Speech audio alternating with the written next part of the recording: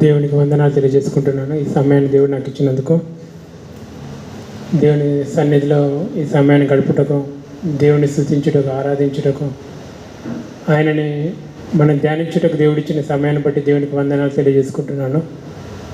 దేవుడే మనకి మూలం, దేవుడే మనకి ఆధారం. ఆయన ఉన్నాడు కాబట్టి మనము జీవిస్తున్నాము. ఆయన జీవం మనలో ప్రవహిస్తుంది. హల్లెలూయా. ఇప్పటివరకు మనం విన్న ప్రకారంగా జకరియా అంటే చాలామంది పేర్లు మనము వింటున్నాము. జకరియా మన బైబిల్లోనే కొంతమంది 25 మంది జకరియాలు ఉన్నారు. మనం తెలుసుకునేది ఇక్కడ జకరియా అనేది అంటే ఒక ప్రవక్త గురించి. ఇంకో జకరియా కూడా కొత్త నిబంధనలో ఉన్నాడు. ఎలిజబెత్ భర్త జకరియా. ఇక్కడ మనం చూసినట్లయితే జకరియా అంటే దేవుని యొక్క వాక్యం ఏం చెప్తుందంటే, జకరియా అంటే దేవుడు జ్ఞాపకం చేసుకొనును. The Lord remembers. హల్లెలూయా. దేవుని యొక్క ఇతని యొక్క పేరులోని ఒక గొప్ప అనుభవం ఉంది. దేవుడు ఎవరంటే ఎప్పుడు కూడా మనల్ని మర్చిపోని దేవుడు. ఆయన ఎప్పుడు మనల్ని జ్ఞాపకం చేసుకుంటాడు. ఎప్పుడు ప్రతిసారి నోవా గురించి దేవుడు ఏమంటున్నాడంటే, దేవుడు నోవాను గుర్తు చేసుకునేను, జ్ఞాపకం చేసుకునేను. హల్లెలూయా. దేవుడే జ్ఞాపకం చేసుకునే మంచి పేరుతోటి ఈ జకరియా యొక్క ప్రవక్త ఒకటి నడుస్తుంది అన్నట్టు. ఈ జకరియా ఏంటిదంటే, వీళ్ళ తాత కూడా యాజకుడు, వీళ్ళ నాన్న కూడా యాజకుడు. లాస్ట్కి మనం చూస్తే ఇక్కడ జకరియా కూడా యాజకుడై ఉన్నాడు. వీళ్ళ కుటుంబం ఏంటిదంటే లేవీయుల నుండి ప్రారంభమైంది. లేవీయుల గోత్రం నుంచి వీళ్ళు ప్రారంభమైంది. అంటే జకరియా అనే పేరుకి ఏంటిదంటే ఆయన దేవుడు మనల్ని గుర్తు చేసుకున్నాను, జ్ఞాపకం చేసుకున్నాను. ఇక్కడ మనం ఫస్ట్ అధ్యాయం చూస్తున్నామంటే, ఈ జకరియా ఉన్నప్పుడు ఏంటిదంటే ఫస్ట్ ఒక అధ్యాయం చూద్దాం. ఫస్ట్ వచనం చదువుకుందాము. దర్యావేషు ఏలుబడినందు 2వ సంవత్సరము 8వ నెలలో యెహోవాకు ప్రవక్తను ఇద్దోకు పుట్టిన బెరక్యా కుమారుడైన జకర్యాకు ప్రత్యక్షమై సెలవిచ్చినదేమనగా. ప్రార్థన చేసుకుందాము. మహాపరిశుద్ధుడా, మా పరలోకమందున తండ్రి, నీకు వందనాలు ప్రభా. ఇదిగో ప్రభా తండ్రి, నేను 12 ప్రవక్తలలో చిన్న ప్రవక్తలలో ప్రభా తండ్రి, నేను ఒక ప్రవక్త అయిన ప్రవక్తను జకరియా గురించి ఇప్పుడు ధ్యానించబోచుండగా ప్రభా తండ్రి, నేను తండ్రి నా శరీర ప్రాణాత్మను మీ ఆస్థలకు అప్పచెప్పుకుంటున్నాను ప్రభా. మీరు మాతో మాట్లాడమని ప్రభా తండ్రి, నేను మమ్మల్ని బలపరచమని ప్రభా తండ్రి, నేను మమ్మల్ని స్థిరపరచమని, మమ్మల్ని నూతనపరచమని కోరుకుంటూ యేసు నామములో అడుగుచున్నాను తండ్రి. మళ్ళొకసారి అదే వాక్యం చదువుకుందాము. దర్యావేషు ఏలుబడినందు 2వ సంవత్సరము 8వ నెలలో యెహోవాకు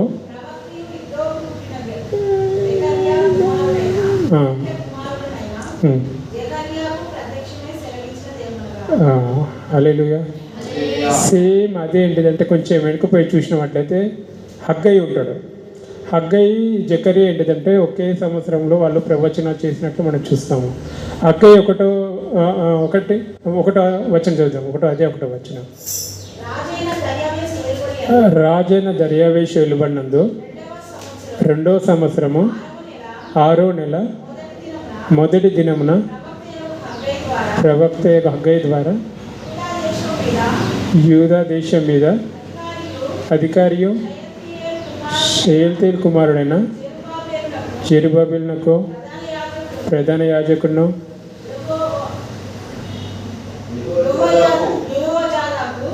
యెహోజాదాకు కుమారుడైన.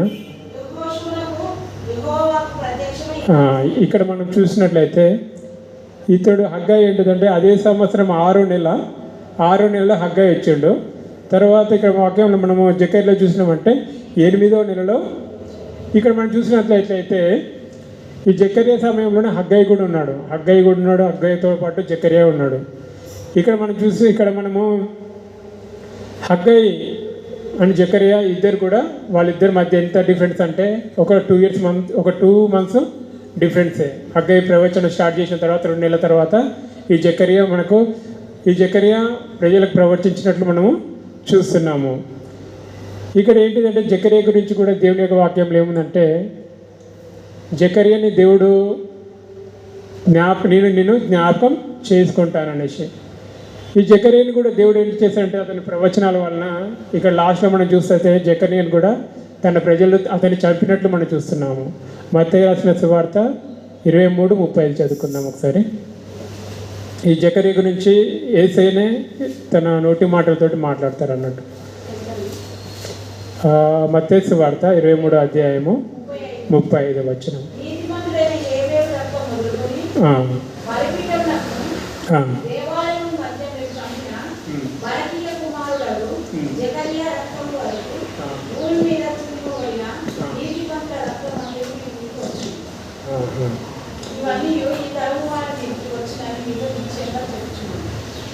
హల్లెలూయా. ఇక్కడ మనం చూసినట్లయితే ఈ జకర్యా గురించి దేవుడు జ్ఞాపకం చేసుకుంటున్నాడు. పాత నిబంధనలు ఉన్న జకర్యాని గురించి యేసయ్య చెప్తున్నట్టు, ఎక్కడి నుంచి నీతిమంతుల రక్తం ఎక్కడి నుంచి స్టార్ట్ అయిందంటే తన ప్రజల్ని ఫస్టే హేబెలు తన రక్తం తన అన్న చంపడం వల్ల ఆయన రక్తం ఏంటిదంటే భూమి నుండి దేవునికి మొరపెడుతున్నట్టు చూస్తున్నాము. ఇక్కడ మనము ప్రతిసారి ఏంటిదంటే తన ప్రజల దగ్గరికి దేవుడు తన ప్రవక్తలను పంపిస్తూ ఉంటే అనేకులు ఏం చేస్తున్నారంటే దేవుడు పంపించిన ప్రవక్తల్ని చంపుతూనే వచ్చారు.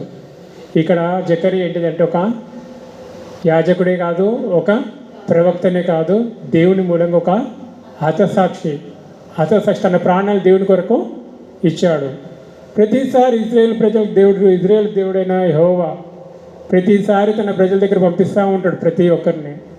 ఇక్కడ ప్రతిసారి తన ప్రవక్తలు ఏంటిదంటే తన ప్రజలు చంపుతున్నట్టు మనం చూస్తూ ఉంటాము. లాస్ట్కి మనం చూసినట్లయితే ఇజ్రాయేల్ ప్రజల దగ్గరికి స్వయంగానే సర్వశక్తి గల దేవుడు యేసుక్రీస్తు వాళ్ళ మధ్యకి వచ్చినప్పుడు లాస్ట్లో కూడా యేసయ్యను కూడా వాళ్ళు చంపినట్లు చూస్తున్నాము. హల్లెలూయా. వాళ్ళు ఏమంటున్నారంటే ఈ నీతిమంతుని యొక్క రక్తం మా మీదకి మా పిల్లల మీదకి రానియండి, కానీ ఇతను మాత్రం చంపండి అనేసి. మరి ఘోరంగా వాళ్ళు ఏంటిదంటే తన ప్రవక్తల్ని చంపడం కాకుండా ఇక్కడ చంపకుండా యేసయ్య దగ్గరికి వచ్చిన తర్వాత కూడా ప్రజలు ఏమంటున్నారంటే ఇతని యొక్క రక్తం నీతిమంతుని రక్తం మాకు మీదకి మా పిల్లల మీదకి రాని అని అనేసి. అదే యేసుక్రీస్తుని గురించి కూడా తన సొంత ప్రజలు తన్ని దేవుని అంగీకరించకుండా తిరస్కరించినట్టు చూస్తున్నాము. అందుకని దేవుడి యొక్క వాక్యం ఇక్కడ జకర్యాలో ఏమో చూస్తున్నామంటే జకర్యా గ్రంథంలో ఇతడు ఏంటిదంటే యాజకుడు, తర్వాత ప్రవక్త, తర్వాత హతసాక్షి అని మనం చూస్తున్నాము. ఈ జకర్యాల గురించి మనం చూసినట్లయితే హగ్గయి కూడా వీళ్ళది కొంచెం మనం ఆల్రెడీగా నేను చెప్పాను అన్నట్టు. వీళ్ళు ఎక్కడి నుంచి వచ్చారంటే దర్యావేషు అంటే వాళ్ళు ఏంటిదంటే బబులోను తర్వాత బబులోను రాజ్యం నేను ఆల్రెడీ ఇంతకుముందు చెప్పాను అన్నట్టు ఇర్మియా గ్రంథంలో. ఈ ప్రజలందరూ ఏంటిదంటే తప్పకుండా ఏంటిదంటే బబులోను రాజు వచ్చేసి వీళ్ళని చెరపట్టుకొని తీసుకొని వెళ్తాడు అనేసి. వీళ్ళు ఏంటిదంటే 70 సంవత్సరాలు చెరలో ఉన్న వ్యక్తులు. ఈ జకర్యా, ఈ హగ్గయి, మలాకి వీళ్ళంతా ఏంటిదంటే చెరలోకి బబులోను రాజు ఏంటిదంటే వీళ్ళందరూ చెరలోకి తీసుకెళ్ళిపోయాడు. అంటే వీళ్ళని కాదు, వీళ్ళ తాతలను ముత్తాతలు అందరూ ఎట్టిపోయారంటే చెరలోకి చెరబడ్డాడు. ఎందుకంటే వాళ్ళు చేసిన తప్పిదాలను బట్టి దేవుడు వాళ్ళు ఏంటంటే ఒక రాజును ఎన్నుకొని దేవుడు ఏం చేశాడంటే తన ప్రజలను శిక్షించాడు. ఆ శిక్షకు వలన 70 సంవత్సరాలు ఇరవై పలుకుతారు అన్నట్టు. మీరు ఒకవేళ ఎక్కడి నుంచి వెళ్ళిపోతున్నారు, మీరు బానిసలుగా మీరు బబులోను రాజు కింద ఒక 70 సంవత్సరాలు బానిసలుగా జీవిస్తారు. ఆయన కూడా మిమ్మల్ని నేను జ్ఞాపకం చేసుకుంటాను. హల్లెలూయా. మళ్ళా 70 సంవత్సరాల తర్వాత నేను ఆ దేశానికి తీసుకొని వస్తాను అంటాడు. ఇర్మియా అప్పుడు పలికినప్పుడు ఏంటిదంటే ఆ ఇజ్రాయెల్ దేశం అంతా ఏమైపోయింది, గోడలు కాల్చబడ్డాయి, దేవుని మందిరము నాశనం అయిపోయింది, దేవుని మందిరం కూడా కాలిపోయింది అన్నట్టు.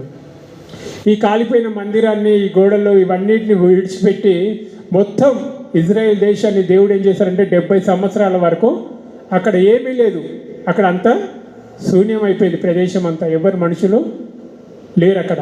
అయితే దేవుడు 70 సంవత్సరాల తర్వాత దేవుడు ఇజ్రాయెల్ ప్రజలు జ్ఞాపకం చేసుకున్నాడు.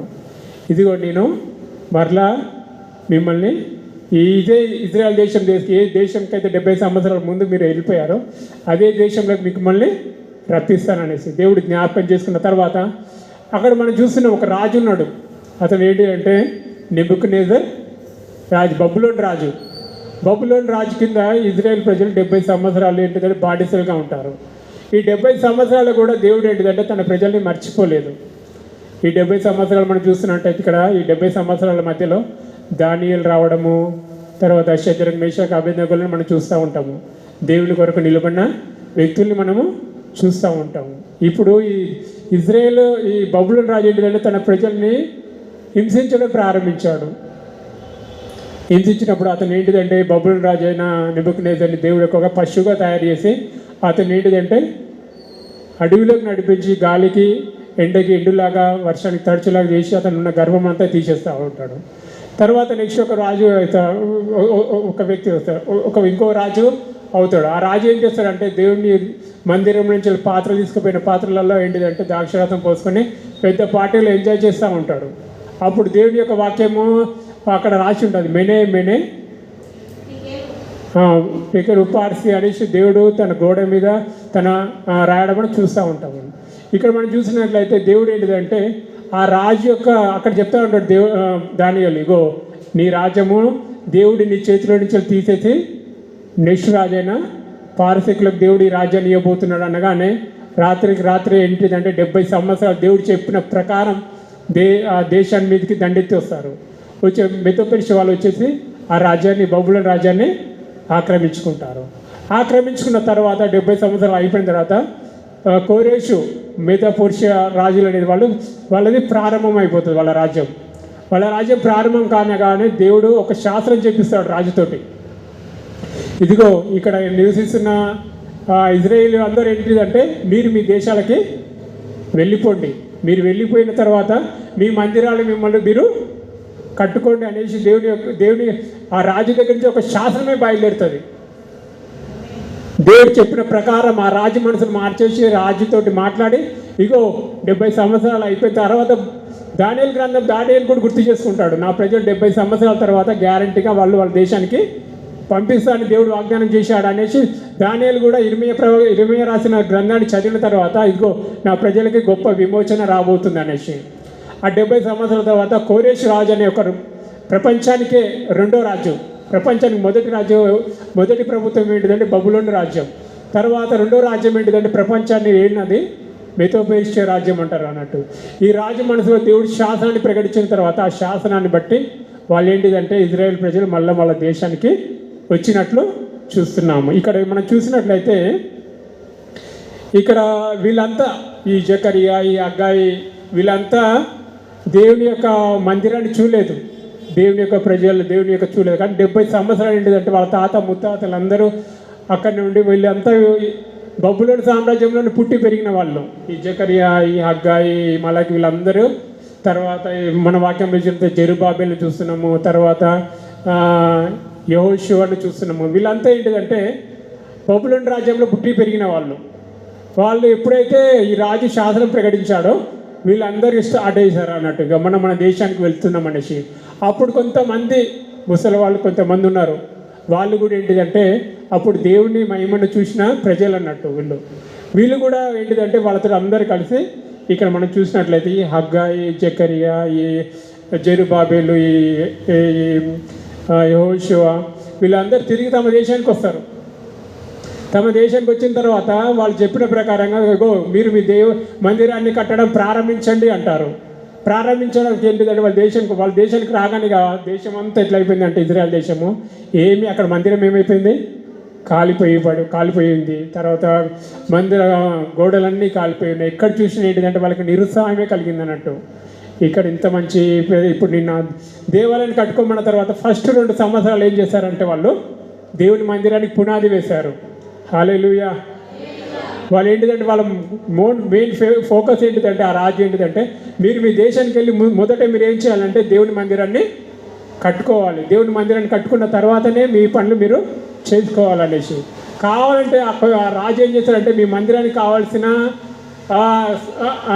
మెటీరియల్స్ అంతా నేనే సప్లై చేస్తాను, దానికి కావాల్సిన ఆర్థిక సహాయం కూడా నేనే సహాయం చేస్తానని దేవుడు ఏంటిదంటే ఆ రాజు యొక్క మనసులో ఒక ప్రేరణ కలిగించే కావాల్సిన సరుకులన్నింటినీ ఏంటిదంటే కావాల్సిన మెటీరియల్ అంతే పంపిస్తూ ఉంటాడు.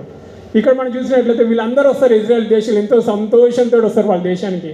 వచ్చేసి పునాది వేయడం ప్రారంభిస్తారు. 2 సంవత్సరాలు ఏం చేశారంటే పునాదులు వేయడం ప్రారంభించాడు. 2 సంవత్సరాలు దేవుడు రాజు దగ్గర నుంచి వచ్చిన మెటీరియల్ని బట్టి వాళ్ళు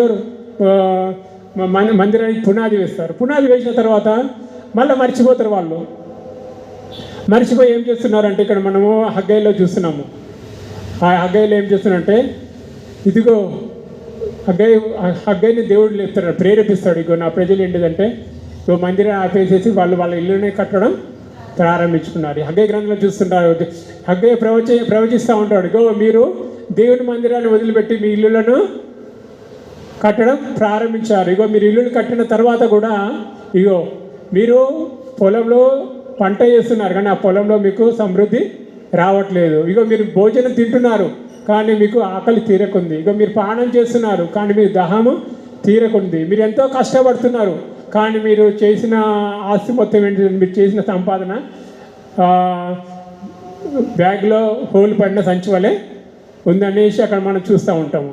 అప్పుడు హగ్గై అంటాడు, ఇగో మీరు ఇలా చేస్తున్నారు, మీరు ప్రారంభించారు కానీ దేవుని మందిరాన్ని పూర్తి చేయలేకపోతున్నారు. ఎందుకు కారణం ఏంటిదంటే ఇగో మీరు దేవుని ప్రార్థన చేయకుండా మీరు మీ వాటికే ప్రాధాన్యత ఇచ్చారన్నట్టు. మన జీవితంలో కూడా చాలామంది ఏంటిదంటే దేవుని ప్రాధాన్యత ఇవ్వట్లేరు మనుషులు చాలామంది. ఫస్ట్ వాళ్ళ పనులు చూసుకున్న తర్వాతనే దేవునికి అనేసి ఇక్కడ మనం చూసినట్లయితే ఇక్కడ ప్రజలు కూడా అంటున్నారు. మన నూతన నిబంధనలు కూడా చూస్తుంటాం. ఫస్ట్ మన దేవుని రాజ్యం దేవుని నీతిని వెతికితే అవన్నీ మనకి అనుగ్రహించబడతాయి. ఇక దేవుడు వాళ్ళ ఇజ్రాయేల్ ప్రజల్ని దీవించాలని ఆశీర్వదించాలని కోరుకుంటున్నాడు, కానీ వాళ్ళు ఏంటిదంటే దేవుని పని పక్క పెట్టేసి ఏం చేస్తున్నారంటే వాళ్ళ ఇల్లును నిర్మించుకోవడము ప్రారంభించారు.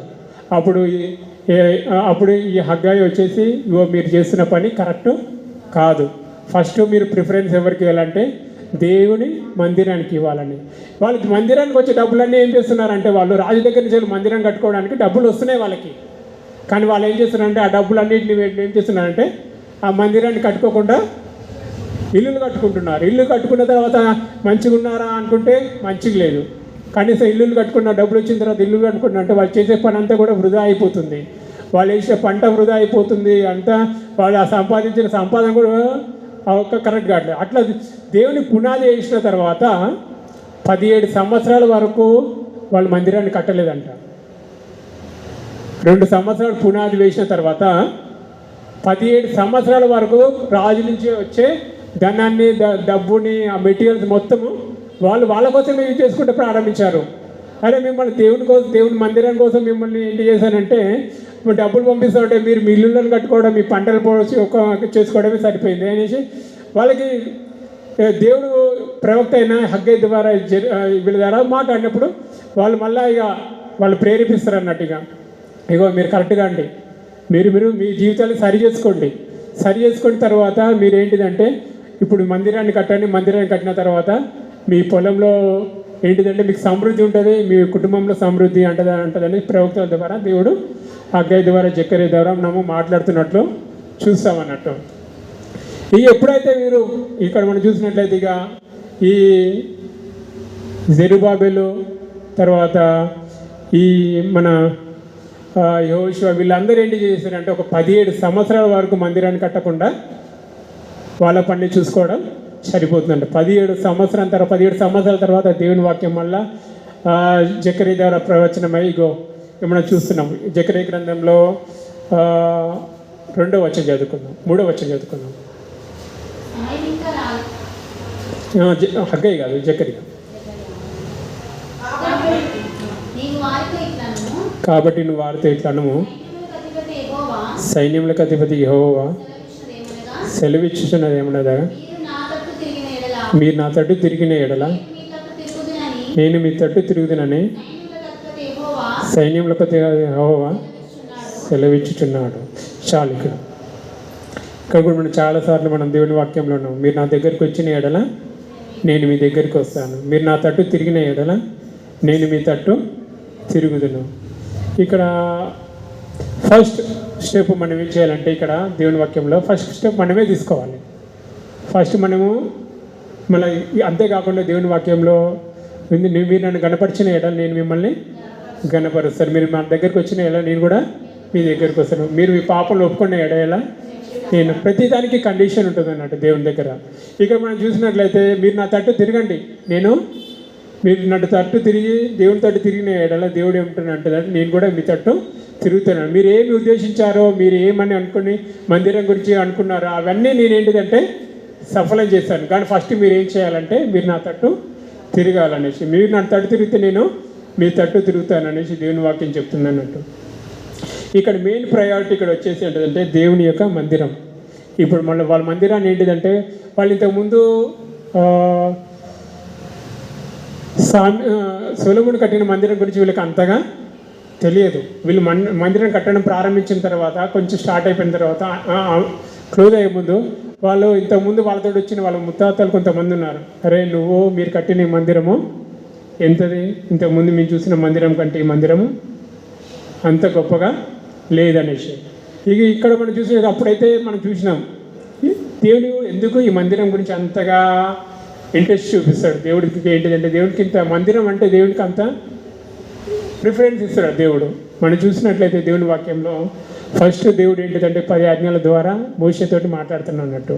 ఇది మీరు నా కోసం నీ నివాసం ఉండడానికి మీ మధ్య ఒక మందిరాన్ని కట్టండి అనేసి. అప్పుడు మనం చూసినట్లయితే మోషే ద్వారా మోషేకు దేవుడు ఎట్లా ఆజ్ఞాపించాడో సేమ్ అదే విధంగా దేవుడు ప్రత్యక్ష గుడారాన్ని కట్టాడు. తను చెప్పినట్లు దేవుడు వాళ్ళ మందిరాన్ని కట్టింది కాబట్టి ఆ మందిరం మీద దేవుడు ఏంటిదంటే ఆ మందిరం అంటున్నాడు ఆ ప్రత్యక్ష గుడారంలో దేవుని మహిమ దిగి వచ్చింది. హల్లెలూయా. తర్వాత మెల్లమెల్లగా ఏమైపోయిందంటే ఆ ప్రత్యక్ష గుడారము రాజుల నుంచి స్టార్ట్ అయిపోయిన తర్వాత మన ఫస్ట్ రాజు సెకండ్ రాజు ఉంటారు అన్నట్టు. దావీదు దగ్గరకు వచ్చిన తర్వాత దావీదు తన మందిరాన్ని కట్టడానికి ఇష్టపడతాడు. కానీ దేవుడు ఏంటిదంటే నువ్వు వద్దు, నీ కుమారుడైన సొలొమోను ద్వారా నేను మందిరాన్ని కట్టిస్తా అనేసి. ఈ సొలొమోను దగ్గర రాగానే అప్పుడు ఆ టైం మనం చూసినట్లయితే ద రిచెస్ట్ పర్సన్, అతని కంటే గొప్ప ధనవంతుడు లేరు అన్నట్టు. అలాంటి రాజు తన మందిరాన్ని దేవుడి యొక్క మందిరాన్ని కట్టడానికి ఉద్దేశించినప్పుడు అతడు చాలా వెండి బంగారం అతని దగ్గర లేని వస్తువులనే లేవు. ఆ రాజు సొలొమోను ఏం చేసినంటే దేవుడి మందిరం కోసము దావీదే కాదు, దావీదు కూడా చాలా మటుకు దేవుని మందిరాన్ని కట్టడానికి కావాల్సిన సరుకులు అన్నిటిని కావాల్సిన మెటీరియల్ అన్నీ దేవుడు అరేంజ్ చేశాడు. కానీ ఆ మెటీరియల్ కూడా ఉంది. తర్వాత సొలొమోను రాజు అయిపోయిన తర్వాత తను మందిరాన్ని కట్టేటప్పుడు ఆ మందిరం యొక్క మహిమ ఎలా అన్నదంటే అక్కడ ఉన్న ప్రజలందరూ చూసి దేవుడు ఇజ్రాయేల్ మధ్యలో ఉన్న దేవుడు గొప్ప దేవుడు. తన ప్రజలు ఎప్పుడైతే తన ప్రజలు దేవుని మీద ఆధారపడతారో దేవుడు బహుగా వాళ్ళని దీవించే వాడు. ఇక్కడ చూసినట్టు దేవుని మహిమను చూశారన్నట్టు అప్పుడు ప్రజలు. అబ్బా, సొలొమోను కట్టిన మందిరం కంటే ఈ మందిరము ఈ ప్రపంచంలో ఎక్కడ లేదు. అతని యొక్క జ్ఞానం చూడడానికి, అతని యొక్క రాజ్యాన్ని చూడడానికి ఎక్కడెక్కడి నుంచో మంది ప్రపంచమంతా తెలిసిపోయింది అన్నట్టు. ఇగో ఇజ్రాయేళ్ల మధ్య ఉన్న దేవుడు, వారి మందిరంలో ఉన్న దేవుడు నిజమైన దేవుడు. అతడు మహిమతో వాళ్ళ ప్రజల మధ్య దిగి వచ్చిన తర్వాత ఏ దేశం కూడా ఇజ్రాయెల్ దేశానికి ఎదురుగా నిలబడే అందరు భయపడే వాళ్ళు అన్నట్టు. ఇజ్రాయెల్ ప్రజలైనా ఇజ్రాయెల్ దేవుడు అన్న అంటే అక్కడ అప్పుడు చుట్టుపక్కల ఉన్న ప్రజలందరూ గజగజలు ఆడేవాళ్ళు. అంత మందిరం అంత దేవుడి మహిమతో నిలిచిపోయింది. కానీ రాను ఏమైపోయిందంటే ఆ మందిరము నేను చెప్పాను అన్నట్టు. ఇంతకుముందు ఇర్మియా ప్రవక్త ఉన్నప్పుడు ఇగో తన ప్రజలకు చెప్పాడు, మీరు మాత్రము దేవుడు చెప్పినట్టు మీరు వినకపోతే మెల్లమెల్లగా ఏమైపోయిందంటే దేవుని మహిమ ఏమైపోయింది, ప్రజలు వాళ్ళు విగ్రహారాధన చేయడం ప్రారంభించారు. విగ్రహారాధన అనేది దేవునికి చాలా ఇష్టమైన కార్యము. మనం కూడా మన జీవితంలో కూడా దేవుని యొక్క వాక్యం ఏమంటుందంటే దేవుని కంటే ఎక్కువ ఏది నువ్వు ప్రేమిస్తావో అది విగ్రహారాధన. దేవుని మించేవారన్నా మన కుటుంబంలో చాలామంది మనం వింటూ ఉంటాము. దేవుని కంటే చాలామంది ఏంటిదంటే తన సొంత శరీరాన్ని ప్రేమించుకునే వాళ్ళు ఉన్నారు. దేవుని కంటే ఎక్కువ తన పిల్లల్ని తన భార్యని ప్రేమించే వాళ్ళు ఉన్నారు.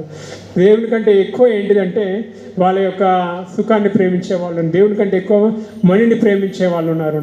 ఇక మనం చూసినట్లయితే దేవుని కంటే ఎక్కువ ఏంటిదంటే ఇక్కడ దేవుని యొక్క వాక్యంలో ఉంది, వాళ్ళు ఎక్కువ దేవుని కంటే ఏంటిదంటే ఆ విగ్రహారాధన ఏంటిదంటే చాలా భయంకరమైనదిగా చూస్తున్నాము. దేవుని విడిచిపెట్టి నేనే తప్ప మీరు నన్ను తప్ప మీరెవ్వరూ పూజించకూడదని దేవుని యొక్క వాక్యంలో ఉంది. ఏ విగ్రహాలకు మీరు మొక్కకూడదని ఉంది. నేటి దినాల్లో మనం చూసినట్లయితే చాలామంది యేసుక్రీస్తు యొక్క ఫోటోలు పెడుతున్నారు, యేసుక్రీస్తు యొక్క శిలువలు పెడుతున్నారు. దేవుని యొక్క వాక్యం ఏం చెప్తుందంటే దేవుని యొక్క ఫోటోలు కూడా మన మందిరాలలో ఉండకూడదు. దేవుని యొక్క ముఖంలో అనేది ఉండకూడదు అన్నట్టు. ఈ విషయం దేవుడు చాలా పౌరుషం గల దేవుడు అన్నట్టు. నన్ను తప్పించి మీరు ఏ ఫోటో పెట్టినా, ఏ విగ్రహాన్ని పెట్టినా, ఏది పెట్టినా దేవునికి ఇష్టం లేదు. కాబట్టి దేవుని యొక్క వాక్యం ఏంటంటే మీరు నా మీద ఆధారపడిన ఎడల మీకు మిమ్మల్ని ఆశీర్వదిస్తానని ఉంటుంది. ఆ తర్వాత ఏంటంటే ఈ బబులోను రాజు వాళ్ళు వచ్చేసి ఏం చేస్తారంటే ఆ మందిరాన్ని దేవుడైతే ఎంత గొప్పగా ఎంత మహత్యం ఇచ్చాడో ఎంత ప్రత్యేకించాడో ఆ మందిరం ఏమైపోయిందంటే ఆ మందిరం కూడా ఉండేది.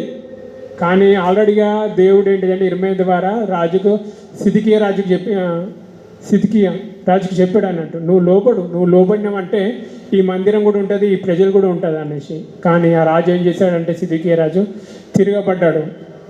తిరగబడిన కారణంగా ఏం చేశాడంటే అతను లోబడి ఉంటే మాత్రం ఆ మందిరం ఉండేది, ఆ దేశం ఉండేది. కానీ అతను తిరగబడిన కారణంగా ఆ దేశం కూడా ఖరాబ్ అయిపోయింది, ఆ మందిరం కూడా కారు. దాంట్లో విలువైన వస్తువులు ఎన్నో ఉన్నాయి. దాంట్లో బంగారము, వెండి, దాంట్లో ఉన్న పాత్రలు చూస్తే అతను మొత్తం ఏంటిదంటే వెండితోటి బంగారంతో తయారు చేసిండు అప్పుడు రాజైన సొలొమోను. మా కాలిపోయిన కారణం కనుక ఆ కాలిపోయిన తర్వాత మెల్ట్ అయిన బంగారాన్ని కూడా వాళ్ళు ఏం చేశారంటే ఆ బబులోను రాజు తీసుకొని వెళ్ళిపోయిండు. తర్వాత వాళ్ళు వెళ్ళిపోయి బబులోను వచ్చిన తర్వాత మళ్ళీ ఇప్పుడు ఇదంతా ఏంటిదంటే ఎందుకు చెప్తున్నా అంటే దేవుని మందిరాన్ని వీళ్ళని కూడా కట్టమని చెప్తున్నాడు వీళ్ళకి.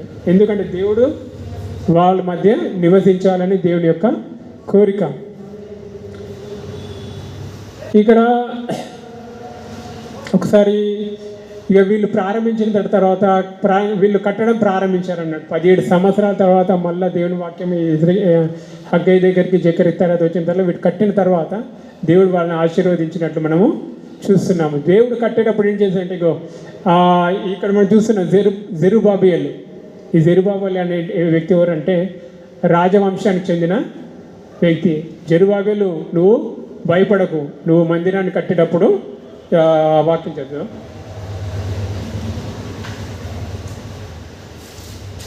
4వ అధ్యాయం చదువుకున్నాం, 6వ వచనం చదువుకున్నాం.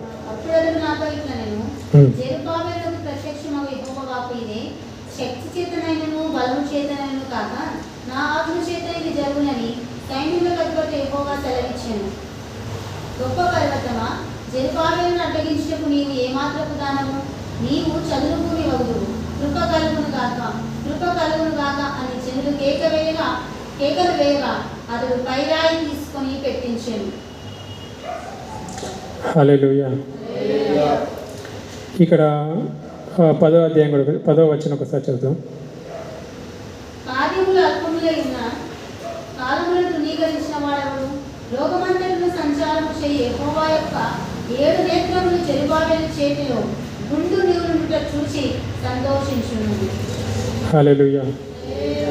ఇక్కడ జకరియా యొక్క జీవి చూస్తే ఒక్కటి నుంచి వెళ్ళి కొన్ని స్టార్టింగ్ ఏంటంటే ఆయన 8 దర్శనాలు చూసినట్లు చూస్తున్నాము. ఇజ్రాయేల్ సంబంధించి 8 దర్శనాలు చూసినట్టు చూస్తున్నాము.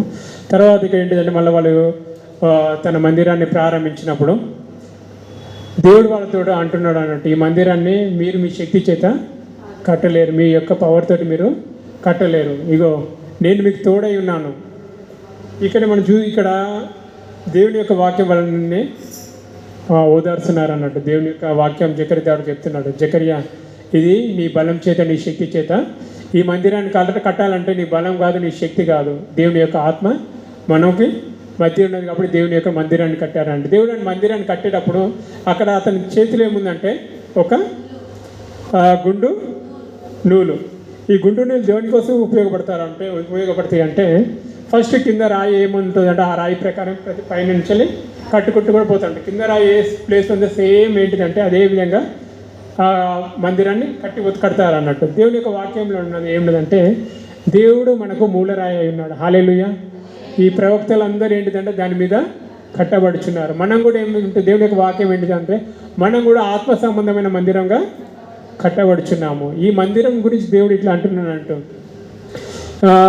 దేవుడు ఏంటిదంటే ఒకసారి ఈ మందిరాన్ని మీరు కట్టిన తర్వాత దేవుడు ఏంటిదంటే ఇంతకుముందే చెప్పానండి, ఇగో ఇంతకుముందు మీరు చూసిన మహిమ కంటే అధికమైన మహిమతో దీన్ని నింపబోతున్నాను. హల్లెలూయా.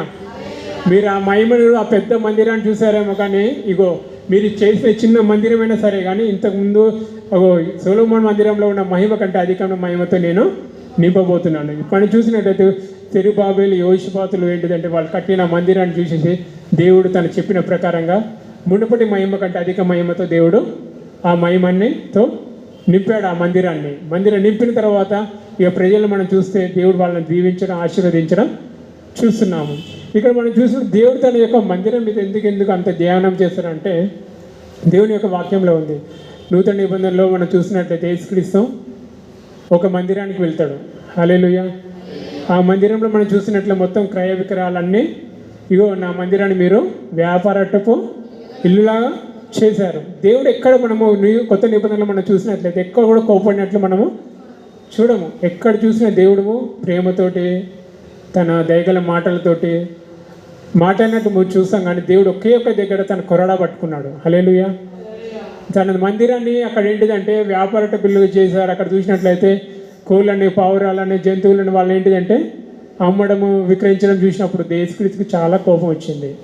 ఆ మందిరంలో చూసిన తర్వాత యేసుక్రీస్తు ఒక కొరడా పట్టుకొని అక్కడ ఉన్న అందరిని ఏంటిదంటే కొట్టి బయటికి వెళ్ళగొట్టడం జరిగింది. ఇగో ఈ మందిరం ఏంటిదంటే దేవుడు ఇక వాళ్ళని ఇట్లా ఎందుకు చేస్తున్నావు అనేసి అక్కడ ప్రజలందరూ పరిసయ్యులు సద్దీకులు అడిగారు. ఇగో నువ్వు ఇలా చేస్తున్నావు దీనికి ఏంటిదంటే ఇగో ఈ మందిరం ఏంటిదంటే అప్పుడే ఆ మందిరము వీళ్ళే కట్టారు. ఎవరంటే ఈ జెరుబ్బాబెలు వీళ్ళందరూ కట్టారు. కట్టిన తర్వాత దాని పక్కన ఏం చేశారంటే ఆనాడు హేరోదు రాజు ఏం చేశారంటే ఆ మందిరాన్ని కట్టడానికి 46 సంవత్సరాలు పట్టిందంట.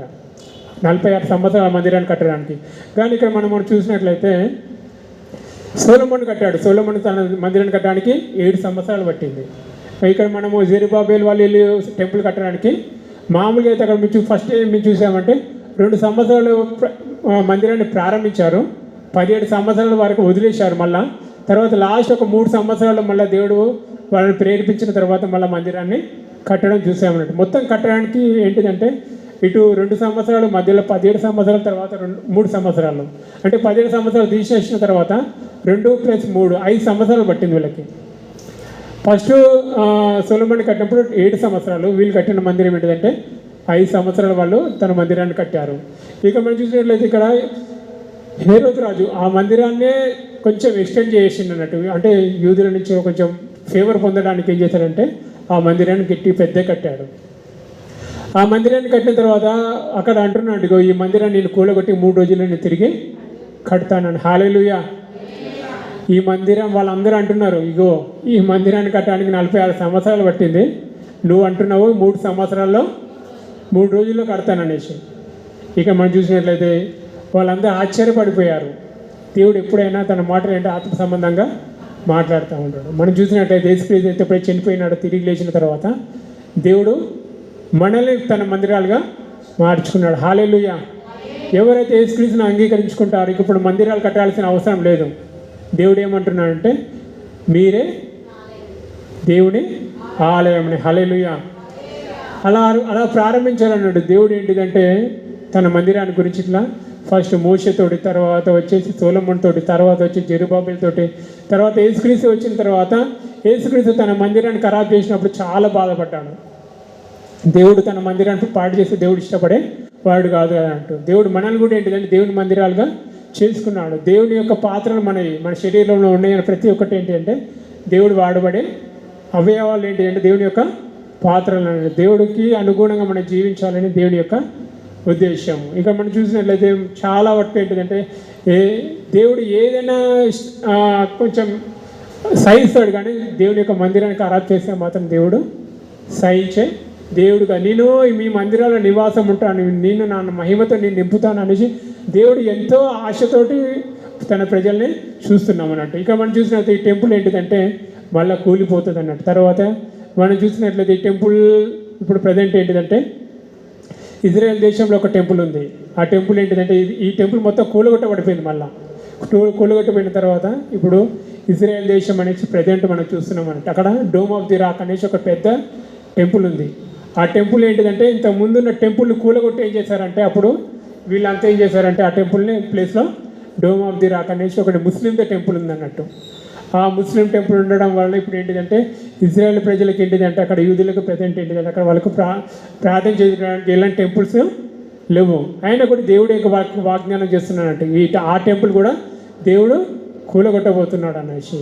ఆ టెంపుల్ మనం చూసినట్లయితే యేసుక్రీస్తు అంటున్నాడు ఇగో ఈ యొక్క ప్రపంచం యొక్క అంతం ఇక్కడ మనము ఈ జకర్యా గ్రంథం చూస్తున్నాం అన్నట్టు. రాబో సంగతులు ఏంటి, రాబోయేటప్పుడు రాజులకు ఎలా న్యాయం చేస్తున్నాడు సమస్తం ఇక్కడ ఏంటిదంటే జకర్యా గ్రంథంలో వ్రాసాడు అన్నట్టు. ఎప్పుడైతే ఈ రష్యా వాళ్ళు ఏం చేస్తారంటే ఇజ్రాయెల్ మీదకి దండయాత్ర వేసి వస్తారు.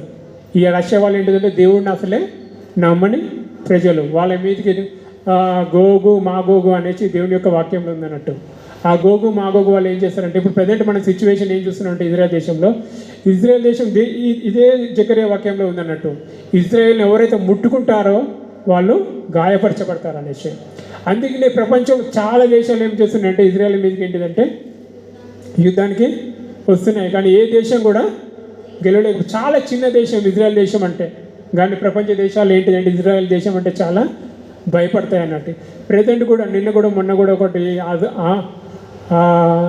గాజాలో యుద్ధం జరిగింది. తర్వాత మొన్న ఒక వ్యక్తి కూడా చంపేశారంట హామస్ అనేసి. వాళ్ళ గ్రౌండ్లో చిన్నపిల్లల్ని వాళ్ళు బాంబులేసి చంపారు. చంపగానే వీళ్ళు డైరెక్ట్గా వాళ్ళు ఎవడైతే ఉన్నాడో అది కానీ వాడినే లేపారేసారు. అంత శక్తి దేవుడు ఏంటిదంటే ఇజ్రాయెల్లో మర్చిపోయిన దేవుడు ఆయన. ఎందుకంటే అబ్రహాంకి దేవుడు ఏంటంటే వాగ్దానం చేశాడు. ఆ వాగ్దానం మీదనే దేవుడు ఆధారపడి ఉన్నాడంట. నా వాగ్దానం నేను ఎప్పుడు మర్చిపోయే దేవుడు కాదన్నట్టు ఆయన తన ప్రజలకి ఏంటిదంటే ఆయన అండగా ఉండే దేవుడు. అప్పుడు మనం చూసినట్లయితే ఇజ్రాయెల్ కూడా ఏంటిదంటే ఈ ఇజ్రాయెల్ దేశంలో ఉన్న టెంపుల్ ఏంటిదంటే ఇప్పుడు వాళ్ళకి ప్రార్థన చేసుకోవడానికి మందిరం లేదు. దేవుడు వాళ్ళని వదిలిపెట్టేసి మనల్ని పట్టుకున్నాడు. మనకి ఏ యోగ్యత లేదు, మనకి ఎలాంటి అర్హత లేదు. దేవుడు ఏంటిదంటే ఇజ్రాయెల్ ప్రజలు వదిలిపెట్టేసి దేవుడు ఏంటిదంటే మనల్ని అన్యులైన మన వైపు దేవుడు యేసుక్రీస్తు ఎప్పుడైతే మనం చూస్తున్నాం యేసుక్రీస్తు తన ప్రాణం పెట్టి తన రక్తం కాడ్చి మనం తన సొంత జనంగా చేసుకున్నాడు. మనల్ని ఇప్పుడు దేవుడు ఏమంటున్నాడు అంటే మిమ్మల్ని రాజులు గాను యాజకులు గాను మిమ్మల్ని చేసుకొని ఉన్నాను అని. అప్పుడే దేవుడు అని యోషువ అన్నాడు, నేను ముందట ఎవరు కూడా నిలబడినారు అనేసి. అలాంటి ఇజ్రాయెల్ ప్రజలు ఇప్పుడు ఏంటిదంటే ఆ ఇజ్రాయెల్ ప్రజల మీదకి దేవుడు న్యాయం చేర్చబోతున్నాడు. మళ్ళీ ఈ రష్యా వాళ్ళు కూడా ఆ దేశం మీదకి అటాక్ చేస్తారు. అటాక్ చేసినప్పుడు పెద్ద భూకంపం రాబోతుందంట.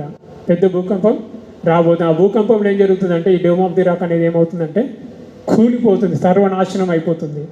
అదే తెల్లారి రోజు వాళ్ళు ఏం చేస్తారంటే దేవుని మందిరాన్ని బహు ఘనంగా కట్టుకోబోతున్నారు. వాళ్ళు ఎప్పటి నుంచో ఆశ కలిగి ఉన్నారు వాళ్ళంతా అన్నట్టు. దేవుడు మనల్ని పరిశుద్ధ మందిరాలుగా చేసుకున్నాడు, పరిశుద్ధాత్మక మందిరాలుగా మనం చేసుకున్నాడు, దేవుని మందిరంగా మనం ఉన్నాం. కానీ వాళ్ళ గురించి కూడా ఏంటిదంటే దేవుని యొక్క వాగ్దానం ఉంది. ఆ డోమ్ ఆఫ్ ది రాక్ కూల్చివేయబడుతున్న తర్వాత ఆ మందిరం కట్టబడుతున్నాడు. ఆ కట్టబడిన తర్వాత వాళ్ళు మెల్లమెల్లగా చూస్తూ ఉంటే ఏమవుతుందంటే ఆ డోమ్ ఆఫ్ ది రాక్ ఎప్పుడు కూలిపోతుందో వెంటనే ఈ ప్రపంచాన్ని వెళ్ళే యాంటీ క్రైస్ట్ ఏంటిదంటే బయలుదేరుతున్నాడు. అతను బయలుదేరిన తర్వాత ఇతడు వాళ్ళ మందిరాన్ని కట్టుకోవడానికి ఏంటిదంటే సమయాన్ని ఇస్తాడు. తర్వాత ఏం చేస్తాడంటే ఆయన ఏం చేస్తాడంటే తన విగ్రహాన్ని తీసుకుపోయి మందిరంలో నిలబెట్టగానే వాళ్ళ కళ్ళు తెరవబడతాయి, ఈయన నిజమైన మెస్సయ్య కాదనేసి. తర్వాత మనం చూస్తున్నామైతే దేవుడు అయితే ఆ మందిరం కూడా ఏంటిదంటే కూల్చిపోయబడుతుంది. తర్వాత మనం చూస్తున్నామైతే 1000 ఏళ్ళ పరిపాలన రాకముందు దేవుడు ఏమిటంటే నా నివాసం మీ మధ్య. దేవుడి యొక్క లాస్ట్ ఏంటిదంటే ఇగో లాస్ట్ ప్రకటన గ్రంథంలో చూద్దాం. ప్రకటన గ్రంథం 21వ అధ్యాయంలో ఉంటుంది.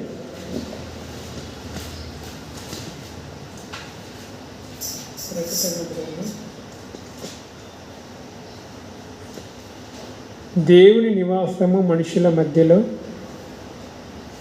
21:3 చదువు. అప్పుడు ఇదిగో దేవుని నివాసము మనుషులతో కూడా ఉంది. హల్లెలూయా. లాస్ట్ దేవుడు ఏంటంటే తన ప్రజల మధ్య నివాసించడానికి పర్మనెంట్ అయిపోయింది ఇప్పుడు ఇక. హల్లెలూయా. ఇక మనం చూసినట్లయితే జకర్యా గ్రంథంలో మందిరం గురించి అంత ప్రాముఖ్యత ఎందుకు ఇస్తున్నాడంటే దేవుడు అతడు మందిరంలో నివసించాలని ఫస్ట్ కోరుకున్నాడు. కానీ మెల్లమెల్లగా దేవుని యొక్క ఉద్దేశం, దేవుని యొక్క మనసు ఏమైపోయిందంటే నేను మనుషుల హృదయాల్లోనే నేను నివసించాలని కోరుకుంటున్నాడు. మనం ఇప్పుడు ఏంటిదంటే ఆత్మ సంబంధమైన మందిరంగా కట్టబడుచున్నాము. దేవుని యొక్క ముఖ్య ఉద్దేశం ఏంటిదంటే దేవుడు మన మధ్య నివసించాలని. తర్వాత ఈ ప్రపంచం అంతా మనం ఇంతకుముందు చెప్పాను అన్నట్టు మీకు, ఇగో బబులోను రాజ్యం వచ్చిందా, అది నాశనం అయిపోయింది.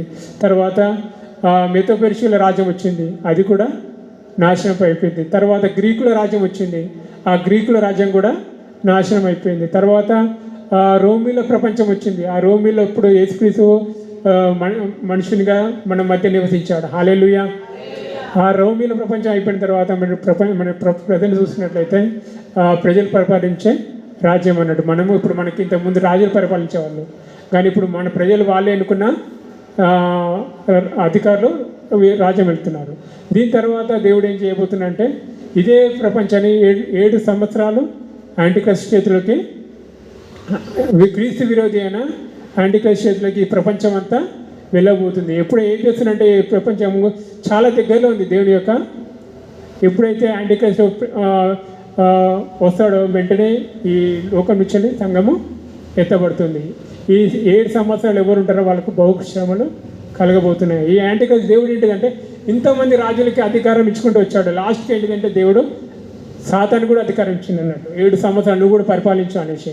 3 సంవత్సరాలు మంచి పరిపాలిస్తాడు, తర్వాత 3 సంవత్సరాలు కాగానే అతని నిజ స్వరూపం చూపిస్తాడు. అతడు 7 సంవత్సరాలు కాగానే ఏంటిదంటే end of the 7th year దేవుడు ఏం చేస్తాడంటే ఆ సాతాను పట్టుకొని పెద్ద అంత అగాధ గుండంలో పడేస్తాడు. తర్వాత దేవుడు వాగ్దానం చేశాడు అన్నట్టు, ఇగో ఇదే భూమి మీద నేను మళ్ళీ ఏం చేయబోతున్నానంటే 1000 సంవత్సరాలు పరిపాలించబోతున్నాడు. హల్లెలూయా. దేవుడి యొక్క ప్రణాళిక ఎట్లుందంటే చాలా పెద్దది. మనకు దేవుడు మన వాక్యం ద్వారా మనకు సమస్యను తెలియజేశారు అన్నట్టు. దేవుని యొక్క ఆరంభం ఎట్లుంటుంది, ఎలా నడుస్తుంది, దీని యొక్క అంతం ఏమైపోతుంది, మొత్తం దేవుడు మనకు ప్రణాళిక మన బైబిల్లో మనకు ప్రకటించాలన్నట్టు. ఈ 7 సంవత్సరాలు అతను పరిపాలన అయిపోయిన తర్వాత 1000 సంవత్సరాలు ఇదే లోకం ఇదే దీని మీదకి దేవుడు తన రాజ్యాన్ని వెళ్ళబోతున్నాడు. హల్లెలూయా. తర్వాత 1000 సంవత్సరాల తర్వాత దేవుని యొక్క ప్రణాళిక ఏంటిదంటే ఈ భూమి ఆకాశం ఏంటిదంటే కాల్చివేయబడుతున్నాయి దేవునికి. తర్వాత నిజమైన పైనుండి పరలోకం నుండి న్యూ యెరూషలేం దిగి వచ్చుట మనం చూస్తాము. ఆ న్యూ యెరూషలేంలో ఏమంటారంటే దేవుడు తన ప్రజలతో ఉండబోతున్నాడు. హల్లెలూయా. ఇక వాళ్ళకి ప్రతి కన్నీటి పుట్టిన ఆయన చూడబోతున్నాడు. ఇక వాళ్ళు ప్రతి ఒక్క బాధను తీర్చబోతున్నాడు అన్నట్టు. ఇప్పుడు దేవుని యొక్క అక్కడ చూసినట్లయితే దేవుడు చాలా గొప్పగా దేవుని యొక్క ప్రణాళిక మనము చూస్తున్నాము. ఇక్కడ ఇంతకుముందు మనము చాలామంది మనం చూసి ఇప్పుడు దేవుడు పరిశుద్ధాత్మ యేసుక్రీస్తు మనం చూస్తున్నాం. హల్లెలూయా. త్రిత్వమై ఉన్న దేవుడు ఏంటిదంటే మనం చూస్తున్నాం అన్నట్టు. దేవుని యొక్క ఉద్దేశం ఏంటిదంటే తండ్రి కుమార పరిశుద్ధాత్మ ఎట్లున్నారో వీఆర్ గోయింగ్ టు, ఇంతకుముందు we are 3 in 1 but we are going to 4 in 1. చర్చిని కూడా దేవుడు ఏం చేయబోతున్నా అంటే తనలో కలుపుకోబోతున్నాడు. హల్లెలూయా. ఇది దేవుని యొక్క గొప్ప మర్మం అన్నట్టు. ఇగో మీరు ఇంతకుముందు నేను మీ ముగ్గురమే ఉంటుండే, తండ్రి కుమార పరిశుద్ధాత్మలో మీ ముగ్గురమే ఉంటుండే, ఇగో మిమ్మల్ని కూడా నా దాంట్లో కలుపుకోబోతున్నాను. దేవుడి లాగానే మనం ఉండబోతున్నాం. హల్లెలూయా. ఇంతకుముందు మీ ముగ్గురం ఉంటుండే, మీరు కూడా నాలో కలుసుకోబోతున్నాం. కాబట్టి దేవుని యొక్క సంతోషం ఇంకా అధికంగా కాబోతుంది. హల్లెలూయా. అందుకని సొలొమోను నుంచి మనం చూస్తున్నాం అన్నట్టు వాళ్ళ మందిరాలు అంటే దేవుడికి ఎంత ఇష్టమో. హల్లెలూయా. యేసుక్రీస్తు కూడా మన మధ్యలో ఉండి చాలాసార్లు అంటాడు, యేసుక్రీస్తు కూడా ఇగో సొలొమోను కంటే గొప్పవాడు మీ మధ్య ఉన్నాడు. హల్లెలూయా. ఇగో యోనా కంటే గొప్పవాడు ఇలా ఇక్కడ ఉన్నాడు. లాస్ట్ దేవుడు ఏమంటే ఇగో మందిరం కంటే గొప్పవాడు ఇక్కడ ఉన్నాడు. హల్లెలూయా. మందిరానికి దేవుడు అంత ప్రాముఖ్యత ఇచ్చిస్తున్నాడు. ఈ మందిరం అంటే దేవుడికి చాలా ఇష్టం. ఎందుకంటే మందిరం దేవుడు ఏంటిదంటే తన ప్రజలకు మధ్యలో ఉండాలంటే దేవుడికి మందిరం కావాలి. దేవుడు తన మందిరంలో ఉండి తన మహిమతో దిగి వచ్చినప్పుడు దేవుడు ప్రజలు తన మీద ఆధారపడితే దేవుడు ఎంతో సంతోషపడతాడు. అందుకనే మనం చూస్తున్నట్టే ఇక్కడ వీళ్ళు ఏంటిదంటే తర్వాత వీళ్ళు ఒక ఫాస్టింగ్ గురించి చెప్తారు అన్నట్టు. వీళ్ళు ఈ మందిరం కట్టకముందు ఫాస్టింగ్ ఉండండి. ఈ ఫాస్టింగ్ ఉండిన తర్వాత వీళ్ళు ఫాస్టింగ్ గురించి కూడా ఇక్కడ చెప్తారు అన్నట్టు. మనము చాలామంది చూస్తాం అన్నట్టు. ఇక్కడ మనం ఫాస్టింగ్ ఉండేటప్పుడు ఏంటంటే ఒక రాజుకి యోషువ పాత్ర అన్నట్టు ఆయనకి అతని జీవితంలో కూడా ఒక సమస్య వస్తుంది. మన జీవితంలో ఏంటిదంటే ఈ ఉపవాస ప్రార్థన గురించి కూడా జకరియా చెప్తారు అన్నట్టు. ఈ ఉపవాస ప్రార్థన వల్ల అనేక పరిస్థితులు మీకు చేంజ్ అయిపోతాయి అనేసి. అప్పుడు యోషుపాతకు ముందు పెద్ద సమస్య వస్తుంది. సమస్య వచ్చిన తర్వాత అతడు దేవుని మీద ఆధారపడడం నేర్చుకుంటాడు. దేవుని మీద ఆధారపడడం వల్ల అతడు ఏంటిదంటే మీరు 3 రోజులు ఫాస్టింగ్ ఉండండి చెప్తారు అన్నట్టు. 3 రోజులు ఫాస్టింగ్ ఉన్న తర్వాత దేవుని యొక్క యుద్ధం ఎలా ఉంటుందంటే దేవుని మీద ఆధారపడేవాడు చాలా ఆశ్చర్యకరంగా ఉంటుంది. వాళ్ళు దేవుని స్తుతించడం ఆరాధించడం ప్రారంభించారో అప్పుడు వాళ్ళ శత్రువులంతా ఏమయ్యారంటే నాశనమైనట్లు మనము చూస్తున్నాము. హల్లెలూయా. అందుకనే మన జీవితంలో ఏంటిదంటే దేవుని యొక్క వాక్యంలో ఏముంటుందంటే ఈ వాక్యంలో 3 ముఖ్యాంశాలు ఉంటాయి అన్నట్టు. ఒకటి ఏంటిదంటే హగ్గయి, తర్వాత ఈ జకరి అనే వాళ్ళు ఏంటిదంటే ఇంతకుముందు దేవాలయాన్ని ఎప్పుడూ చూడలేని ప్రజలు, ఆయన కూడా దేవుని యందు విశ్వాసం ఉంచులాగా, దేవుని యందు నమ్మకం ఉంచులాగా ఈ జకరి ఏంటిదంటే జకరి హగ్గయి వాళ్ళ ప్రజలందరినీ ప్రోత్సహించారు. ఇగో మీరు మందిరాన్ని కట్టండి, ఈ మందిరం నేను మునుపటి మందిరం కంటే అధిక మహిమతో నింపబోతున్నాను అనేసి. ఈ మందిరం కట్టిన తర్వాత కూడా మనం చూసినట్లయితే ఏం చేస్తున్నారంటే వాళ్ళు మరలా ఏం చేస్తున్నారంటే దేవాలయం దగ్గరికి మన మలాకి గ్రంథంలో చూస్తున్నాము. దేవుని మందిరానికి ఎలా తీసుకొస్తున్నారంటే గుడ్డిది, కుంటిది అలాంటి మందిరాన్ని తీసుకొస్తున్నారు. బాబు మిమ్మల్ని ఇంత పెద్ద మందిరం కట్టించిన ఇంతమంది మందిరాన్ని కట్టించిన తర్వాత కూడా అక్కడ ప్రజలలో ఏంటిదంటే ఇంకా మళ్ళా చూసినట్లయితే వాళ్ళు ఏం చేసిన మందిరానికి బణికిరాని అన్నిటిని తీసుకొచ్చి పెడుతున్నారు. తర్వాత దేవునికి ఇవ్వాల్సింది దేవుడు వాళ్ళని ఆశీర్వదిస్తున్నాడు. ఆశీర్వదించిన తర్వాత కూడా 10వ భాగం వాళ్ళకి దేవుని మందిరానికి వాళ్ళు తీసుకురావట్లేరు. దేవునికి దశమ భాగాలు తీసుకురావట్లేదు, దేవునికి ప్రథమ ఫలాలు వాళ్ళు తీసుకురావట్లేదు. దేవుడు వాళ్ళు ఏంటి ఆశీర్వదించిండు మొత్తానికి పూర్తి మందిరాన్ని కట్టిన తర్వాత. అదే దేవుడు అంటున్నాడు, ఇగో ఇంతగానో మీకు ఆశీర్వదించిన తర్వాత ఆశీర్వాదాలు 10వ వంతు నా దగ్గరికి తీసుకురావట్లేదు. మందిరంలో మళ్ళీ ఏం చేస్తున్నారు వాళ్ళంటే దేవునికి మనం బెస్ట్ ఇవ్వాలని దేవుడు కోరుకుంటున్నాడు. మన బెస్ట్ మనం దేవుడికి ఇస్తే దేవుడు ఆయన బెస్ట్ మనకి ఇస్తాడు. అక్కడ మనం చూసినట్లయితే వీళ్ళు వాళ్ళ బెస్ట్ కాకుండా వాళ్ళ పంట పొలాల్లో ఉన్న మిగిలింది, వాళ్ళ జంతువులలో మిగిలినది గుడ్డి అని తీసుకొచ్చి మళ్ళీ వాళ్ళని ఇక్కడ మనం చూసినట్లయితే లాస్ట్ అధ్యాయం ఏంటిదంటే మలాకి గ్రంథం. ఫస్ట్ మనము హగ్గయి గురించి నేర్చుకున్నాము. హగ్గయి ఉన్నప్పుడు స్టార్ట్ అయినప్పుడు వాళ్ళు తన మందిరాన్ని వదిలిపెట్టి ఫస్ట్ మందిరాన్ని స్టార్ట్ చేసిన తర్వాత వాళ్ళ పనులకు వాళ్ళు వెళ్ళిపోయారు. తర్వాత జకరియా వచ్చి వద్దు, మీ పనులు మీరు చేసుకోకుండా దేవుని పని చేయండి అనేసి దేవుని పని చేయడం ప్రారంభించిన తర్వాత దేవుడు ఏంటిదంటే వాళ్ళకి చెరుబాబెలకు తోడై ఉండి ఆ మందిరాన్ని కట్టించాడు. కట్టించిన తర్వాత దేవుని మహిమ వచ్చింది. తర్వాత వాళ్ళ ప్రజలు ఏమవుతున్నారంటే మళ్ళీ దేవుడు ఆశీర్వదించిన తర్వాత కూడా గుడ్డి అన్నీ తీసుకొస్తున్నారు. తర్వాత తమ దశాంబాధలు కూడా ఇవ్వనట్టు కనిపిస్తున్నాం అన్నట్టు. అందుకనే దేవుని యొక్క వాక్యం ఏమంటుందంటే దేవుని మందిరాన్ని మనము పరిశుద్ధంగా పవిత్రంగా ఉంచుకోవాలి. హల్లెలూయా. ఇక్కడ మెయిన్గా ఏంటిదంటే దేవుని యొక్క వాక్యం 3 విషయాలండి. మీరు నా దగ్గరికి వస్తే నేను మీ దగ్గరికి వస్తాను. మీరు నా మందిరానికి ఫస్ట్ ప్రిఫరెన్స్ ఇస్తే నేను మీకు ప్రిఫరెన్స్ ఇస్తాను. ఇందులో యేసుక్రీస్తు గురించి కూడా చాలా ఏంటిదంటే షాడోస్ ఉన్నాయి అన్నట్టు. ఇక్కడ యేసుక్రీస్తు గురించి జకరియా ప్రవచిస్తాడు, ఇగో నా రాజు గాడిద ఎక్కి మీ మధ్య వస్తాడు అన్నట్టు. ఎప్పుడైతే యేసుక్రీస్తు గురించి కూడా రాబోయే రాజుల గురించి రాబోయే చరిత్ర గురించి ప్రకటించాడు. తర్వాత యేసుక్రీస్తు గురించి కూడా ప్రకటించాడు అన్నట్టు. ఇగో నా రాజు మీ మధ్య గాడిద మీద ఎక్కి మీ మధ్యకి వస్తాడు. అప్పుడు అవసన్న అనుకుంటే అందరూ మనం మట్టల ఆదివారం అనేది చూస్తాము. ఈ మట్టల ఆదివారం యొక్క సన్నివేశం ఎక్కడుందంటే ఈ జకరియా గ్రంథంలో ఉంది. తర్వాత ఏసైని గురించి ఈయన మూలరాయి అనేసి అంటారు. యూదా అనే వ్యక్తి ఏంటిదంటే అంబేద్కర్ అనే యొక్క ప్రవచనం కూడా మనము ఇక్కడనే చూస్తూ ఉన్నాము. ఇప్పుడు మనం ఈ ఏసైని గురించి మన దాంట్లో కూడా ఏంటిదంటే మనము కూడా మెయిన్గా ఏంటిదంటే దేవుని యొక్క మనం ఎలా అవలంబించుకోవాలంటే ఫస్ట్ మనం ఏంటిదంటే దేవుని యొద్దకి దేవుని తట్టు తిరగాలి, దేవుని గణపరచాలి.